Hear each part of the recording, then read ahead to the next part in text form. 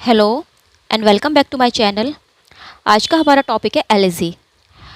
Forms of poetry हम कर रहे हैं, तो उसमें जो है आज हम एलिजी पढ़ेंगे। एलिजी क्या होती है, एलिजी के कितने काइंड्स हैं। स्टार्ट करते हैं। The word elegy is derivative of the Latin word elegia और Greek word elegos which mean लेमेंट।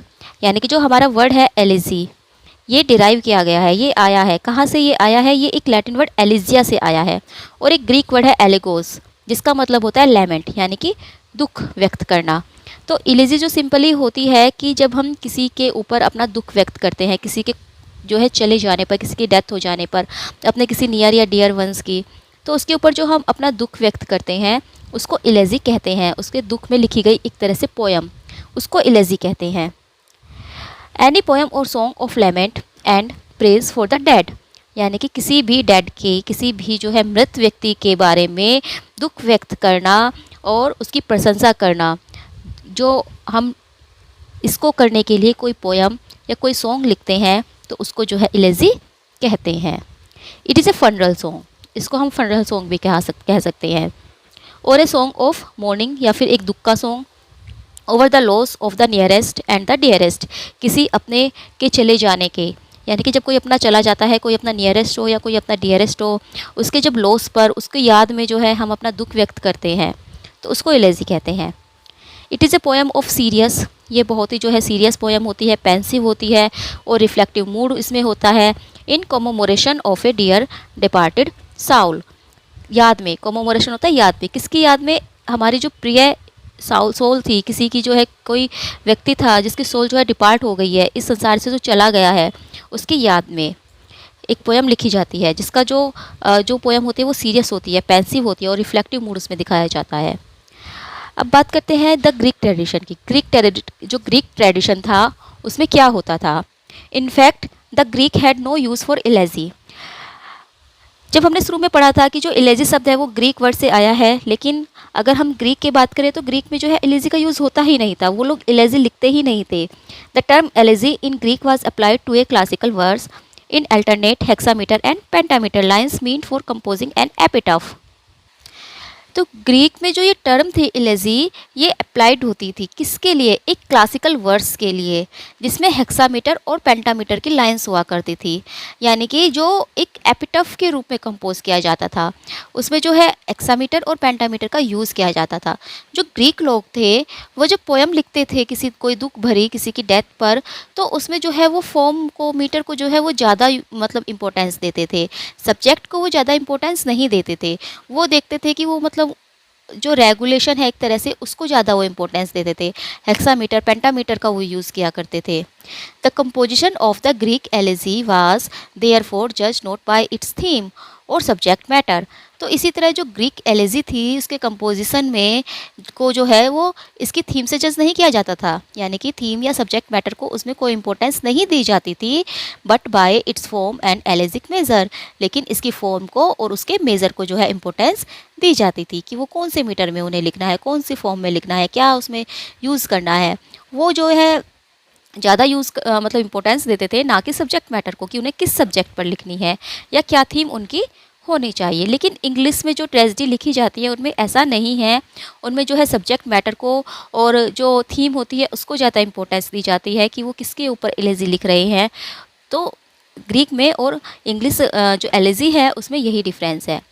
अब बात करते हैं पेस्टोरल ट्रेडिशन की। हमने जो है पेस्टोरल एलेजी के बारे में भी सुना है, तो ये पेस्टोरल ट्रेडिशन आया कहाँ से था?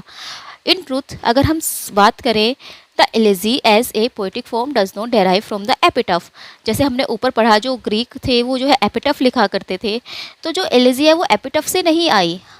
Historically it derives from the pastoral. बात करें, अगर हम हिस्टोरिकली बात करें तो ये जो है पेस्टोरल से ड्राइव हुई है, पेस्टोरल से ये आई है। In the words of Arthur Quiller Couch, Arthur Quiller Couch के शब्दों में, ये एक क्रिटिक हैं, तो इन्होंने कहा था कि historically then the elegy is a form of the pastoral verse which the Greek poets of Sicily. यानी ये जो एलिजी है वो एक फॉर्म है पेस्टोरल वर्स की, जो पेस्टोरल पोएम्स लिखी जाती थी। पेस्टोरल का मतलब होता है चरवाहा, यानी कि जो चरवाहे के गीत लिखे जाते थे, जो कि सिसिली के ग्रीक पोइट्स लिखा करते थे। और सिसिली के ग्रीक पोइट्स कौन कौन थे? तो वो थे थियोक्रिटियस, बायन और Moschus. Elevated into a species of artistic poetry in and about the first half of the 3rd century BC। तो उन्होंने जो है एलिवेट किया था into a species of artistic poetry, एक आर्टिस्टिक पोइट्री की स्पाइस को, जो पेस्टोरल एलिजी थी यानी कि जो पेस्टोरल वर्स थी, तो इसकी ही जो है फॉर्म को उन्होंने लिया था। और जो सिसिली के ग्रीक पोइट्स थे, इन्होंने जो है इसको एक आर्टिस्टिक पोइट्री की स्पाइस में जो है इसको एलिवेट किया था। और कब? First half of the 3rd century BC के फर्स्ट हाफ के जो है आसपास में। Theocritus lamented his banishment and the loss of his home and flowery hills in disguise of a Cilician shepherd, Daphnis। तो जो थियोक्रिटस थे, जो हमने ऊपर भी पढ़ा है, थियोक्रिटस एक ग्रीक जो हाँ, जो मतलब ग्रीक ही जो है पोइट थे, तो उन्होंने जो है लेमेंट किया था किस पर? अपने बैनिशमेंट पर।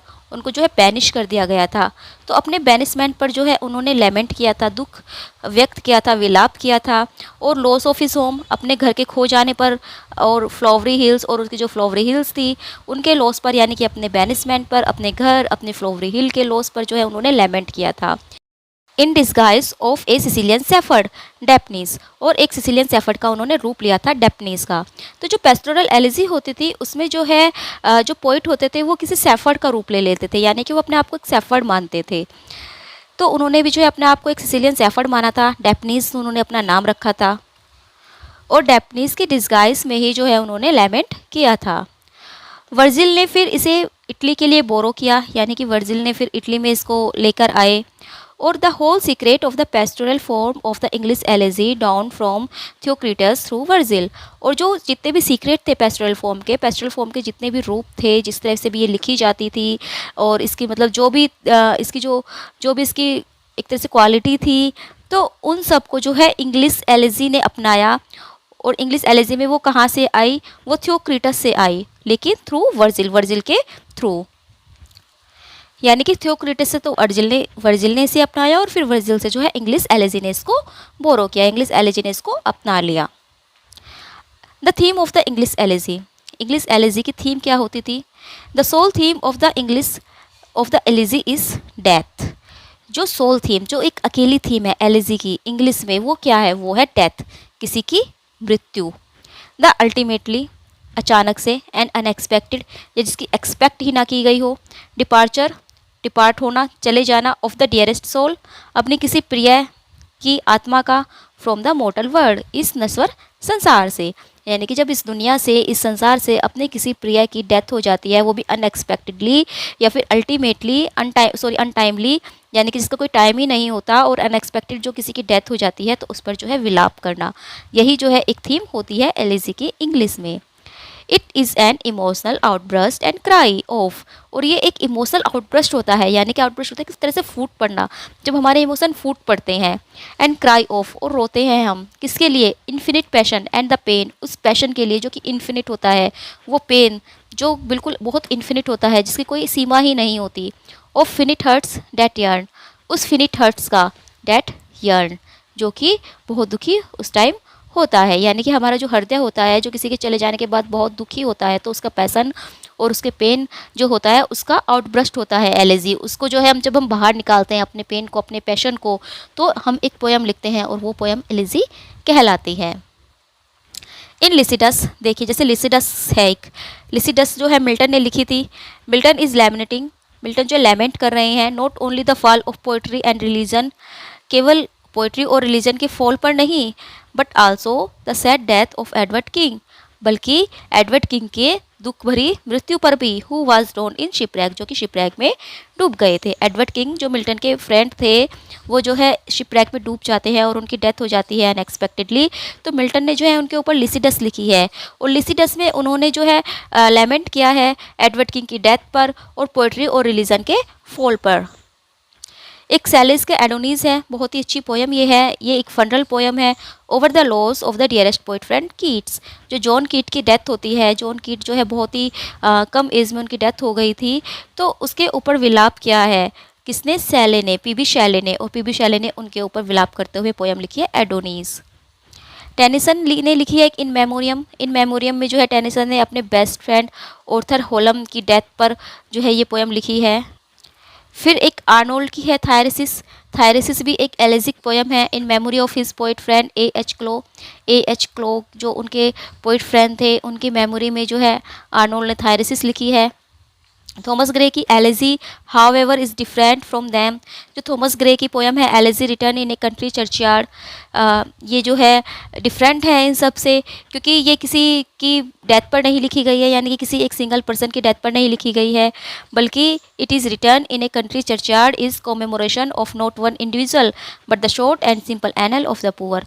जो गरीब लोग थे, उनके जो पूर्वज रहे हैं, जिन्होंने जो है बहुत मेहनत की है, तो उनकी जो है डेथ पर ये लिखी गई है। उनके जो है चले जाने पर, उनके मतलब वो अब नहीं रहे, तो उनके ऊपर जो है ये एलेजी लिखी गई है, किसी इंडिविजुअल के ऊपर नहीं लिखी गई है, बल्कि उनकी याद में जो है थॉमस ग्रे ने एलेजी लिखी थी। Elegy return in a country churchyard, ये बहुत अच्छी पोयम है, इस पर मैंने वीडियो जो है बनाई हुई है, आप लोग जाकर देख सकते हैं। फॉर्म, अगर हम फॉर्म की बात करें तो जो ग्रीक एलिजीज होती थी attached more importance to the form. जैसे हमने पहले बात की, जो ग्रीक एलिजीज होती थी वो फॉर्म को जो है ज़्यादा इंपॉर्टेंस देते थे, and metric then to the subject matter, और सब्जेक्ट मैटर को वो इतना इम्पोर्टेंस नहीं देते थे। वाइल जबकि द इंग्लिश एलिजीज, जो इंग्लिश की एलिजी थी, poet cared more for the theme, poet जो केयर करते थे किस चीज़ की, थीम की, and less for the form, और फॉर्म की जो है वो बहुत ही कम केयर करते थे, यानी कि वो फॉर्म से ज़्यादा जो है सब्जेक्ट मैटर और थीम को इम्पोर्टेंस देते थे। They choose whatever seem to them most fitting, और वो चूज़ करते थे जो उनको सबसे मोस्ट फिटिंग लगे, यानी कि जो फिट हो सके, जो अच्छा लग सके, जो शब्द उनको अच्छे लग सके, वो उनको चूज़ करते थे। वो ये ध्यान नहीं देते थे कि इसमें हमने पेंटामीटर का यूज़ किया है या नहीं, हेक्सामीटर का यूज़ हुआ है या नहीं, लेकिन उन्हें जो शब्द अच्छे लगते थे वो वही चूज़ करते थे। They usually aimed at producing the effort of gravity, dignity and sublimity. तो उनका एम क्या होता था? उनका एम होता था कि वो प्रोड्यूस कर सके क्या, वो एफर्ट जिससे जो है उस पोयम में ग्रेविटी आए, यानी कि गंभीरता आए, डिग्निटी आए, सम्मान आए उनके लिए जो चले गए हैं, एंड सब्लिमिटी और श्रेष्ठता आए। तो वो ऐसे शब्दों का यूज़ करते थे, वो किसी फॉर्म वगैरह की जो है वो ज़्यादा केयर नहीं करते थे, बल्कि वो थीम और सब्जेक्ट मैटर पर ज़्यादा फोकस वो करते थे। Types of elegy, types of elegy की बात करें तो मोस्टली जो है टाइप एलेजी जो है दो प्रकार की होती हैं, पर्सनल और इम्पर्सनल। पर्सनल को हम सब्जेक्टिव एलेजी भी कह सकते हैं, और जो इम्पर्सनल होती है उसे हम ऑब्जेक्टिव एलेजी भी कह सकते हैं। तो पर्सनल जो एलेजी होती है उसमें जो पोइट है वो लेमेंट्स करते हैं the death of some close friend, अपने किसी क्लोज फ्रेंड की डेथ पर, रिलेटिव की, इंडिविजुअल यानी कि किसी एक की। पर्सनल एलेजी जब लिखी जाती है तो उसमें जो पोइट है वो किसी एक व्यक्ति की डेथ पर दुख प्रकट करता है, वो कोई भी हो सकता है, वो उसका क्लोज फ्रेंड भी हो सकता है, उसका रिलेटिव भी हो सकता है। जैसे हमने ऊपर पढ़ी थी, जैसे मिल्टन ने लिसिडस लिखी है, और जो है इन मेमोरियम लिखी गई है, मतलब किसी एक की डेथ पर जो दुख व्यक्त किया जाए तो वो होती है पर्सनल एलेजी या सब्जेक्टिव एलेजी। और जो इम्पर्सनल एलेजी होती है उसमें जो पोइट दुखी होते हैं on the misfortune of Mankind, Mankind के मिसफॉर्चून पर। एक तरह से जो इम्पर्सनल एलेजी है, जैसे थॉमस ग्रे की है elegy return in a country churchyard, तो ये इम्पर्सनल एलेजी है जिसमें किसी अपने की डेथ पर दुख व्यक्त नहीं किया जाता, बल्कि पूरी जो मैनकाइंड है उसके लॉस पर दुख व्यक्त किया जाता है। और इनके अलावा एक और एलेजी की फॉर्म होती है पेस्टोरल एलेजी। जैसे हमने पहले पढ़ा पेस्टोरल ट्रेडिशन, तो पेस्टोरल ट्रेडिशन से जो पेस्टोरल एलेजी बनी है, इसमें जो है विच पोएट कंसिडर्ड द डिकीज person a shepherd and himself also, इसमें जो है पोइट जो व्यक्ति मर गया है, जिसकी डेथ हो गई है, उसको जो है कंसिडर करता है एज ए सेफर्ड, उसको जो एक सेफर्ड मानता है, और खुद को भी वो एक सेफर्ड मानता है, एक चरवाहा वो अपने आप को मानता है। और इस तरह की जो पोएम्स होती हैं, जो पेस्टोरल एलेजी होती है, उसमें जो नेचर होती है वो बिकम एक्टिव पार्टिसिपेंट्स, वो जो है एक एक्टिव पार्टिसिपेंट का उसमें रोल प्ले करती है, यानी कि नेचर भी जो है एक्टिव हो जाती है। जैसे कि लिसिडस हो गया, एडोनीज हो गई, तो इसमें जो है नेचर के भी जो है आपको देखने को मिलेगा, जैसे सी गोड वगैरह ये सब देखने को आपको मिलेंगे। इस तरह की जो एलेजी होती है उसमें तो नेचर भी जो है एक एक्टिव पार्टिसिपेंट होती है इसमें, इस प्रकार की एलेजी में।